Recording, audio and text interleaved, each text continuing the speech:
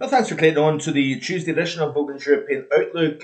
Several places woke up to a fresh blanket of snow this morning, thanks to wintry showers moving in from the north. So, yeah, winter continues to linger on across much of northern Britain, and of course, at this time of the year, with any sunshine whatsoever, the snow very quickly disappears. This was the scene captured here at the Marfogan Weather HQ this morning. A nice wintry blanket once again. Actually, quite surprised to see this, if I'm being honest. There was snow in the air when I arrived home at around the back of 4 this morning. Very thin coat in the snow. But when I pulled the blinds back at 10:30, there was obviously, this was the scene out the bedroom window. But of course, by 3 o'clock this afternoon, pretty much the majority of that snow had disappeared. So even though the temperature is sitting at 3.8 Celsius here at the house as a recording at 25 to 4, the strength of the sun really does a work despite the air temperature being quite chilly indeed. We've actually got a wind chill currently at 1.5 Celsius, so feeling rather raw in that breeze. But it's a funny time of the year. You feel heat coming off the sun, but get yourself into the shade and exposure of that breeze. It feels very different indeed.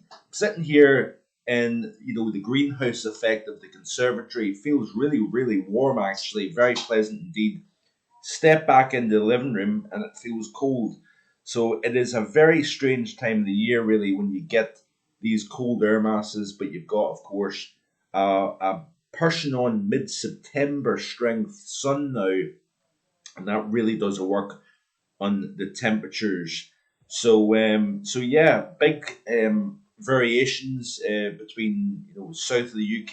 We've seen 16 Celsius in the southeast yesterday, stuck at 0 Celsius at Aviemore and Loch Lascarnock.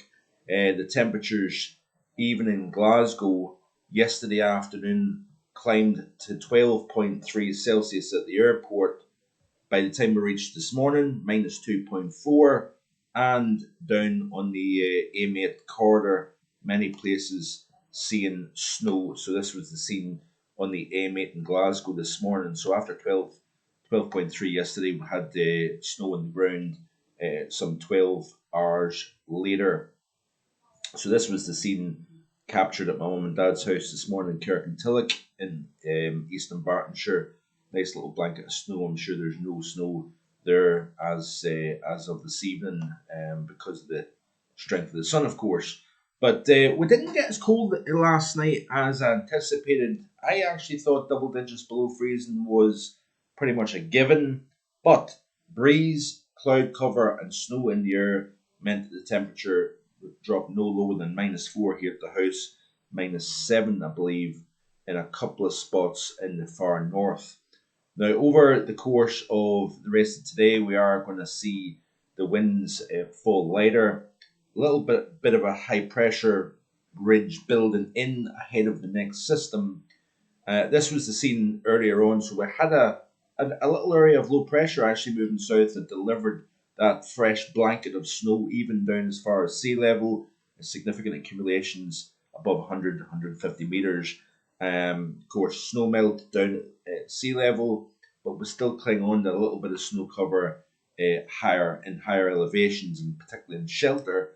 So with clear skies, lighter winds during the overnight period, we've got another shot of -10 or lower tonight, and then we really start to warm things up big time. 12 yesterday in Glasgow. See, by Thursday could be knocking the door 13 Celsius. So a real roller coaster at the moment. This is the battle between mild Atlantic air trying to build in, cold trying to hold on, maintain ground over the UK, and we continue to see this battle. But the mild spring-like warmth will win out right across the board by the time we reach Thursday. As area of low pressure moves in, we're going to see a messy picture. We're going to see a shield of moisture moving in, a fleeting accumulation, possibly a mix down at low levels above 200, 250 meters. We could see a an accumulation for a period of time before the air mass finally warms up proper, and we'll see rain changing over. So by the time we reach into Thursday morning, you can see here that the majority of the British Isles is in the in rain as opposed to snow. And because of that hang back, that low staying to the west, well to the west of the UK, we're in a southwesterly airflow. And all you need to do is look at the 850 temperatures and see that we are not in any cold air whatsoever by the time we reach the middle portion of Thursday here. So that area of low pressure position to the west holds back the cold to the north and opens the door to something a lot milder. We could be seeing 17. I think 18 is possible with sunshine on Thursday afternoon across parts of the south of England, the southeast in particular, and even into the central belt.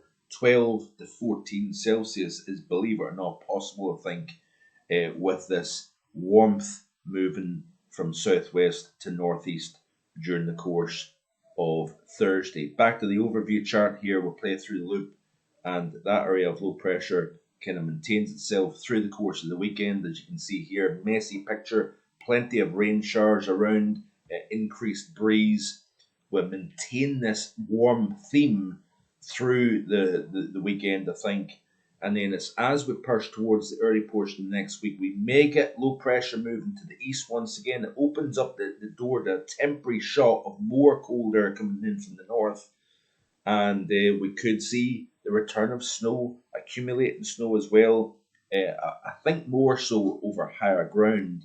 Then we get an area of high pressure builds in. Then we've got more areas of low pressure with a mix of rain at low levels, wintry precipitation well up into the hills here. But we are starting to pull out of this very cold pattern. And of course, the question then I have to ask is, I've called for a cold March. I stand by the fact that I think it's going to be a cold March. But this time of the year, with a week of unusually warm weather, which we can get, of course, at this time of the year, it's amazing how quickly that anomaly can change around. So perhaps I'm slightly nervous at the fact that this mild pattern is breaking in. The cold is breaking, should I say. And hopefully, from my point of view, from a forecast point of view, we do still get lingering shots of cold air, and I think we still will. So we'll watch this space. Looking at the temperatures tonight, now the GFS has slightly backed off. Way back several days ago during the weekend, actually had 3 nights in double digits below freezing. That has not happened. We didn't see it last night. We should see it hopefully tonight. Certainly tomorrow night we're not going to see it, as that mess comes in off the Atlantic. So it looks as if it's got the lowest figures, -8, -9 potentially, and we'll wait and see what happens. It depends on how much the winds drop off.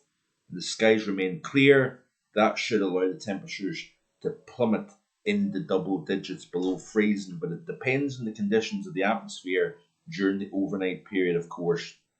And then as we progress into the day of Thursday, we'll play through this loop, and you can see here that we have got much milder conditions moving in to the south. Now, the GFS has only 9 degrees in the central belt, only 12 degrees in the southeast.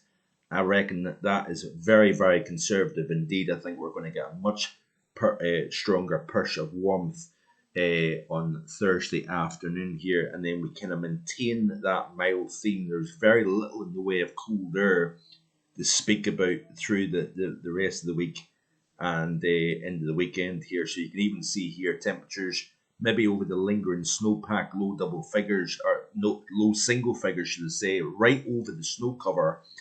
But away from the snow cover, we're talking about a 13 Celsius, as you can see on the chart here. I know it's not very clear to see, unfortunately. We've got 6s and 7s pretty much across the board, even up across the far north of Scotland. 7, 8, 9 Celsius is very, very plausible indeed. We'll play through this loop here. We'll maintain even above freezing nights overnight, and during the daytime we do get a little bit of a cooler push back into the picture once again, as you can see here, as we progress into next week here. So this is that area of low pressure moving to the east, colder air coming back into play once again. That is going to continue to kind of harness the cold anomaly that we've got. The mild surge that we get coming up over the next several days will be replaced by more below average temperatures, and that just kind of maintains that colder theme, I think, as we go forward. So if we look at the ECMWF weeklies, look at Iceland. This is the 7-day anomaly here, and you can see here very brutal cold across Iceland. If you notice here, cold in average across Scotland, which is quite interesting. Warmer than average, Ireland, England, Wales, and of course the majority of Europe is below average as well. Let's play through to the 7 to 11 day period, or the 7 to 14 day period, shall I say. And you notice here that we're starting to push that below average back south again. The majority of that cold being across the north of the UK, but look at Northern Ireland going below average, slightly below average across the north of England, North Wales, and the Republic. But cold in average across the majority of Norway, Sweden, and northern Finland. Brutal across Iceland. That is an incredible cold anomaly here. And then as we play through to the remainder of the month, you notice that we start to turn a little bit colder off the ECM weeklies. As you can see here, looking at the GFS ensemble, upcoming 5 days, below average across the north of Scotland, but above average elsewhere. We'll play through the period here. You can see the mild pushing north. And then we get this resurgence of cold. So both the GFS ensemble, the ECMWF weeklies is seeing that colder look next week once again. If we can get these areas of low pressure from west to east, that then opens that door to colder air coming back south. And we may see more snow again next week. But we've got a surge of spring towards the end of this week, through the weekend, plenty of rain to speak about as well, and then we'll watch this space what happens through next week. In the next several videos, I do intend to look more at the La Nina end game, which of course it has now been declared by the Bureau of Meteorology in Australia that we no longer have a La Nina, and there's a 50% chance of the development of an El Nino later this spring and into the summertime. What implications that may have on the upcoming summer season, I will discuss in more detail in the coming days. So stay tuned for that. If you haven't already done so, please hit that subscribe button. There's a lot of things to look at. We'll look at the Manjulian Oscillation, the influence that has had. And by the way, this cold spell, if I'm being truthful with you, I'm very, very pleased with the call that I made back in the middle portion of February. I did believe that I would have a major cool period coming up in the month of March, an overall colder March, generally speaking. And when you look back at the overall forecast, I had February being the coldest month and delivering the coldest period of the entire winter season. Basically, I almost got that spot on. The major southern stratospheric warming that was predicted did not happen for 2 weeks beyond the period that I thought it was going to happen. If we had have had that major southern stratospheric warming at the end of January, beginning of February, believe me, we would have had the coldest period of the entire winter during the month of February as per forecast. So generally speaking, I was two weeks out in a forecast that was delivered back at the very beginning of December. That is not a bad call if you ask me.